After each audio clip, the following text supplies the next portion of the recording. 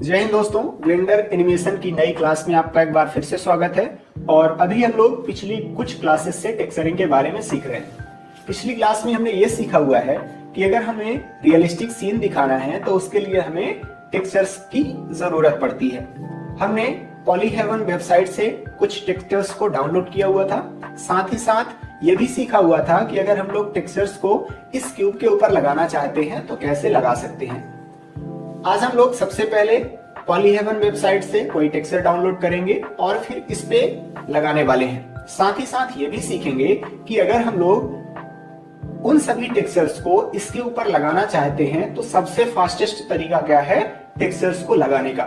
तो चलिए सबसे पहले कैमरे को और लाइट को सिलेक्ट करके डिलीट कर देते हैं और हमें टेक्सचर चाहिए तो हम लोग पॉलीहेवन वेबसाइट पे जाएंगे और वहां से टेक्सचर्स को डाउनलोड करने वाले हैं। तो सबसे पहले आपको अपने ब्राउजर पे आ जाना है और हमें यहाँ पे लिखना है पॉलीहेवन और ये पॉलीहेवन लिख के इंटर प्रेस करना है। आप यहाँ पे देख सकते हैं कि यहाँ पे पॉलीहेवन वेबसाइट आ गई है। मैं इस पे क्लिक कर देता हूं। अब फिलहाल अभी मुझे यहाँ पे नो रिजल्ट दिख रहा है। आप यहाँ पे देखिए आपके पास तीन ऑप्शन है। ये पहले नंबर पे HDRI का है। अब ये क्या होता है इसको हम लोग आगे चल के सीखेंगे जब हमें लाइटिंग करनी होगी। दूसरे नंबर पे है टेक्सचर्स का ऑप्शन, हमें यहीं पे क्लिक करना है। और तीसरे वाले नंबर पे है मॉडल का ऑप्शन, यानी कि अगर हमें कोई भी मॉडल डाउनलोड करना है तो हम लोग यहाँ से कर सकते हैं। फिलहाल अभी हम लोग टेक्सचर्स डाउनलोड करने वाले हैं तो इस पे लेफ्ट क्लिक करेंगे। आप यहाँ पे देख सकते हैं कि हमारे पास अलग अलग टेक्सचर्स आ चुके हैं। आप यहाँ पे देखिए कि टेक्सचर्स की बहुत सारी कैटेगरी है। अगर आपको मेटल टाइप के टेक्सचर चाहिए तो आपको यहाँ पे क्लिक करना पड़ेगा। अगर आपको ब्रिक टेक्सचर चाहिए तो यहाँ पे क्लिक कीजिए। फ्लोर टेक्सचर चाहिए तो यहाँ पे क्लिक कीजिए। यानी कि ये बहुत सारी हमारे पास कैटेगरी है।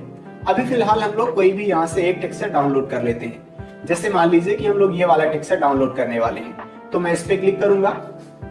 अब ये यहाँ पे ये दिखा रहा है कि जब आप किसी भी ऑब्जेक्ट में इस टेक्सचर को लगाएंगे तो वो किस तरीके से दिखाई देगा।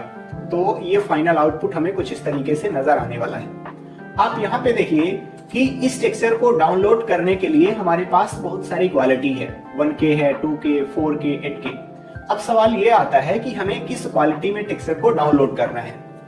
तो उसका आंसर ये है कि अगर मान लीजिए कि आप इस टेक्सचर को ऐसी ऑब्जेक्ट पे लगाने वाले हैं जो कि आपके फाइनल वीडियो में कैमरे के बहुत ज्यादा पास होगी, तो फिर आपको ये वाला टेक्सचर हाई क्वालिटी में डाउनलोड करना चाहिए, जैसे 8K हो गया या फिर 4K हो गया।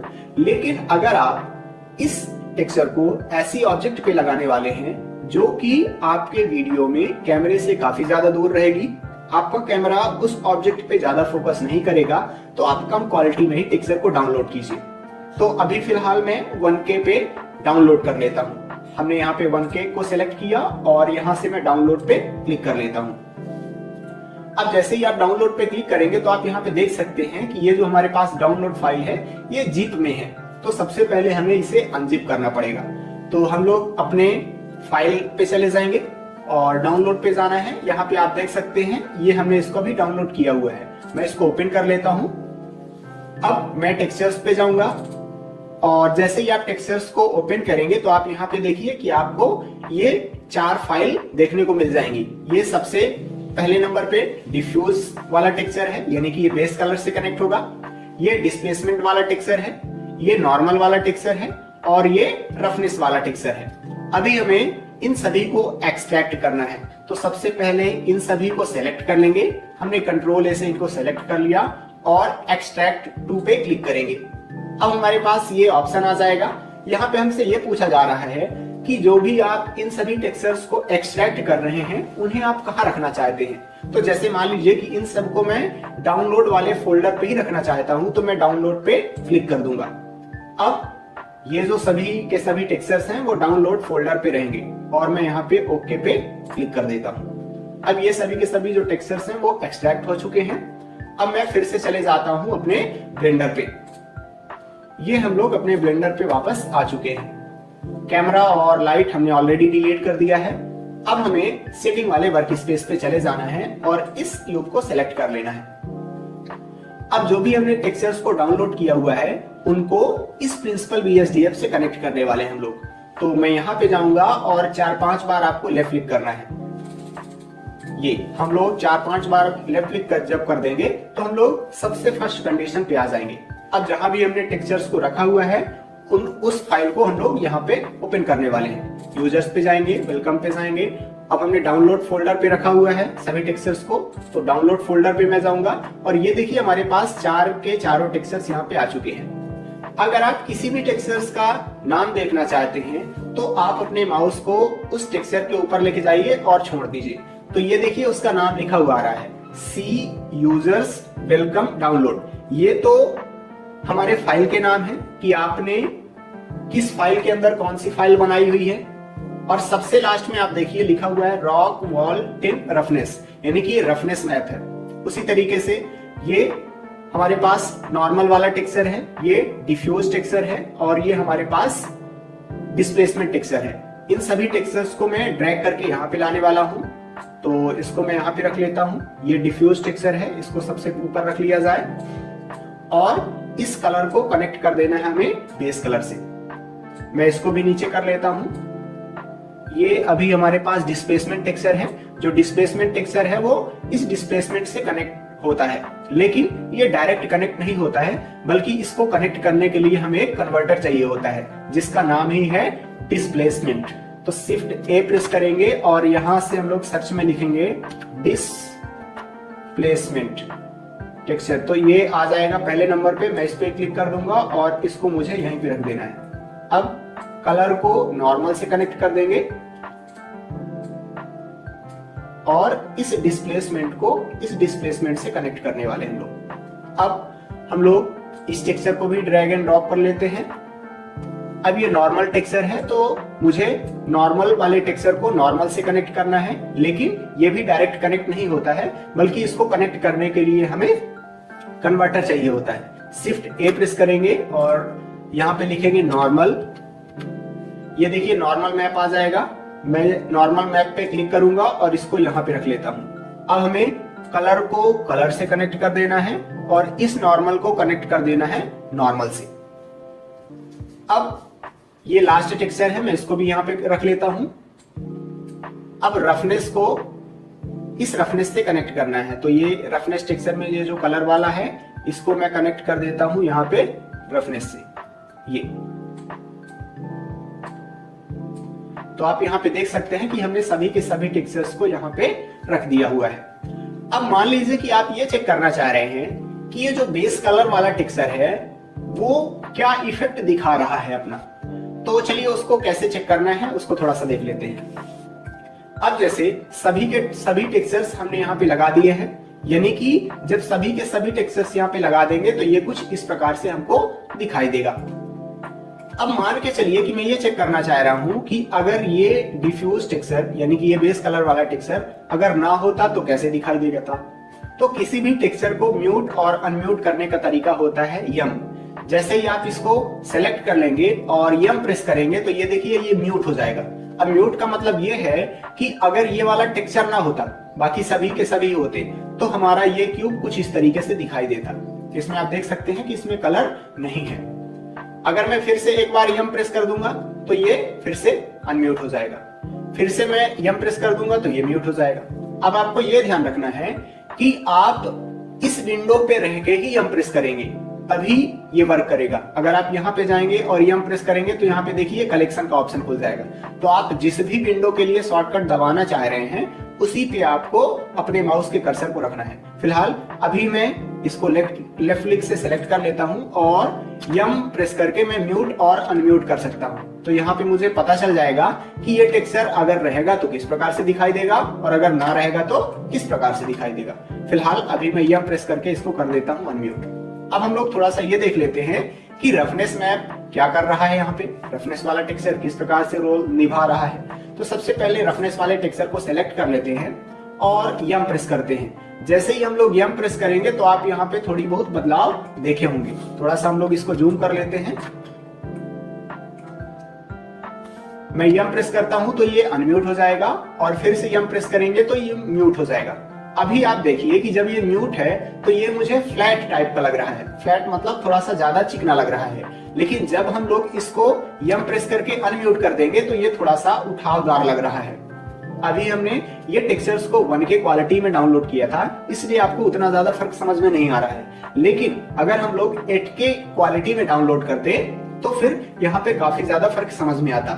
रफनेस का मतलब क्या है? रफनेस का मतलब है गड्ढे वगैरह बनाना, ढांचे बना देना, उठावदार, कहीं पे उठी रहे, कहीं पे गड्ढा टाइप का रहे, खुरदुरी सतह बनाना, कुल मिला के आप ऐसा बोल सकते हैं। तो जैसे ही हम लोग यम प्रेस करेंगे तो ये म्यूट हो गया। म्यूट होने का मतलब ये है कि अभी इसमें खुरदुरापन नहीं रहेगा, लेकिन जैसे ही हम लोग यम प्रेस करके अनम्यूट कर देंगे तो इसमें खुरदुरापन आ जाएगा। आप टेक्सचर्स को ज्यादा क्वालिटी में डाउनलोड कीजिए तो आपको ज्यादा फर्क समझ में आएगा। फिलहाल अभी हम लोग इसको चालू कर देते हैं, तो ये चालू ही है। अब हम लोग ये नॉर्मल टेक्सचर का रोल देख लेते हैं कि इसका नॉर्मल टेक्सचर का रोल क्या है। मैं इसको सेलेक्ट कर लेता हूं और हम लोग यम प्रेस करेंगे तो ये देखिए ये म्यूट हो गया। अब जब हम लोग इसको म्यूट कर देंगे तो ये देखिए इसमें ओरिजिनलिटी यानी कि रियलिस्टिक ये नजर नहीं आ रहा है आपको देखने में। अगर मैं इसको यम प्रेस करके अनम्यूट कर दूंगा तो ये जो क्यूब था हमारा ये किसी चट्टान जैसे अभी नजर आ रहा है, लग रहा है कि कोई पत्थर यहाँ पे रखा हुआ है। लेकिन जैसे ही हम लोग इसको म्यूट कर देते हैं तो ये देखिए ये उतना रियलिस्टिक समझ में नहीं आ रहा है, ऐसा लग रहा है कि कोई फ्लैट सतह रखी हुई है। तो नॉर्मल मैप कुछ इस तरीके से अपना रोल निभाता है, यानी कि रियलिस्टिक दिखाने में इसका काफी ज्यादा रोल रहता है। फिर हम लोग देख लेते हैं ये डिस्प्लेसमेंट टेक्सचर का क्या रोल है। तो सबसे पहले तो मैं इसको सेलेक्ट कर लेता हूं और यम प्रेस करेंगे हम लोग तो थोड़ा सा आप इसमें इफेक्ट देख सकते हैं। कोई ज्यादा खास आपको डिस्प्लेसमेंट टेक्सचर में देखने को नहीं मिलेगा। उसका रीजन ये है कि ये जो डिस्प्लेसमेंट टेक्सचर होता है ये साइकिल इंजन में काम करता है। थोड़ा सा मैं आपको बता दूं, जैसे अगर मैं यहाँ पे जाऊंगा और इस पे लेफ्ट क्लिक करूंगा तो ये देखिए जो रेंडर इंजन है हमारे पास ये 3 प्रकार के हैं, ईवी है, वर्कबेंच है और साइकिल है। जब हम लोग आगे चल के रेंडरिंग की बात करेंगे, वहां पे सीखेंगे इंजन के बारे में, तो आपको पता चलेगा कि ये जो साइकिल इंजन है वो रियलिस्टिक वीडियो बना के देता है, जबकि जो ईवी इंजन है वो थोड़ा सा कम रियलिस्टिक दिखाता है। तो अगर हमें ज्यादा रियलिस्टिक चाहिए तो हम लोग साइकिल इंजन पे जाते हैं। लेकिन अगर आप साइकिल इंजन पे काम करेंगे तो आपका जो ब्लेंडर है वो काफी ज्यादा लैग करने वाला है, क्योंकि इसमें हाई कॉन्फ़िगरेशन चाहिए साइकिल इंजन के लिए। फिलहाल अभी आप ये समझ गए कि जो डिस्प्लेसमेंट टेक्सचर है उसका ईवी इंजन पे कोई खास रोल नहीं है, जबकि अगर साइकिल इंजन की बात करेंगे तो फिर डिस्प्लेसमेंट टेक्सचर रोल निभाता है। अभी फिलहाल आप ये समझ गए कि बेस कलर क्या करता है। बेस कलर का काम है इसको कलर देना, यानी कि अगर मैं इसको म्यूट कर देता हूं तो इस पे कलर नहीं दिखेगा, बाकी ये देखिए खांचे वगैरह दिख रहे हैं इस पे। क्यों? क्योंकि अभी रफनेस मैप और नॉर्मल मैप दोनों टेक्सचर इस पे भी दिख रहे हैं। तो अभी फिलहाल मैं यम प्रेस करके अनम्यूट कर देता हूं। तो आपको ये सभी के सभी टेक्सचर्स क्या कर रहे हैं, किस प्रकार से अपना काम कर रहे हैं वो आप देख लिए हैं। अब मान के चलिए आप ये देखना चाह रहे हैं कि अगर इस क्यूब पे सिर्फ और सिर्फ बेस कलर वाला टेक्सचर होता तो ये किस प्रकार से दिखता। तो उसका शॉर्टकट होता है control shift left click. Control shift left click कीजिए आप, कंट्रोल शिफ्ट ये लेफ्ट क्लिक करना है। जैसे ही आप कंट्रोल शिफ्ट लेफ्ट क्लिक करेंगे तो आपको यहाँ पे देखने को मिल जाएगा कि अगर सिर्फ और सिर्फ ये बेस कलर वाला टेक्सचर होता तो ये किस प्रकार से दिखाई देता। अब हो सकता है कि ये कंट्रोल शिफ्ट और लेफ्ट क्लिक वाला जो शॉर्टकट की है ये आपके उसमें काम ना करे। तो इसके लिए आपको सबसे पहले नोड रैंगलर वाला जो एड ऑन है उसको टर्न ऑन करना पड़ेगा। एडिट पे जाएंगे, प्रेफरेंसेस पे जाएंगे, एड ऑन पे जाएंगे और यहाँ पे आपको लिखना है नोड।